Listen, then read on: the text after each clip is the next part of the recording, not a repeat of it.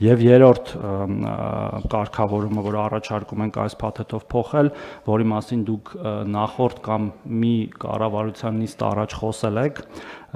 բոլոր նպաստները, բոլոր տեսակի նպաստները եւ կենսաթոշակները ամբողջությամբ անկանխիկ դարձնելուն է վերաբերում։ Ըստ էության որևէ այլ պարագայ, որևէ դեպքում մենք չենք վճարելու կանխիկ, հիմա էլ է իրականում թիվը բավական իջնում եւ օրինակ կարող եմ ասել, որ միայն վերջի 1 ամսում 10,000-ով իջել է կանխիկով ստացողների թիվը, ունենք այս պահին 661,000 քաղաքացուց, որ որևէ տեսակի նպաստ կամ կենսաթոշակ է ստանում, կանխիկ ստանում է ընդամենը 60,000-ը, 600,000-ը ստանում է արդեն անկանխիկ եւ նորից եմ ուզում նշել, միայն 10,000-ը, այսինքն տենդենսը ավտոմատ կա, բայց մենք այս որոշումով դա կարագացնենք։ Այս կարգավորումը ուժի մեջ ենք դնում ապրիլի 1-ից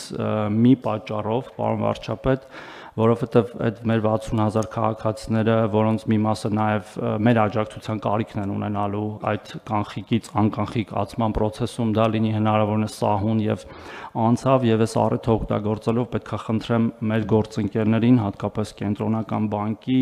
եւ նաեւ պետեկամուտների կոմիտեի, որպեսզի իրար հետ աշխատենք ԿԲ-ի դեպքում որոշակի աջակցություն ակնկալելով բանկերի կողմից այդ հարցը լուծելու մասով, բանկերի եւ մեր եւ մենք կարգավորումները կփորձենք միասին տալ, իսկ պետեկամուտների կոմիտեի կողմից որոշակի բնակավայրերում, որտեղ որ սովորաբար հրաժարվում են անկանխիկ առևտրից, վարչարարությունը ուժեղացնելու, որպեսզի մեր քաղաքացիները զրկված չլինեն այդ հնարավորությունից։ Որպես օրինակ եմ ուզում ասել, որի իրական դեպք եմ ուզում ասել, օրինակ հենց հիմա կան քաղաքացիներ կույր, որոնք որ մեր լիարժեք քաղաքացիներն են, որոնց հրաժարվում են բանկերում օրինակ տալ քարտ, որպեսզի իրեն կարողանան, այո, այդպես կոնկրետ դեպքերով ահազանգեր ունենք, խնամակալ են ուզում դատարանի վճռով հաստատված, որպեսզի գա իրենց փոխարեն դա ստանա, ես ուզում եմ բարձրաձայնել, որպեսզի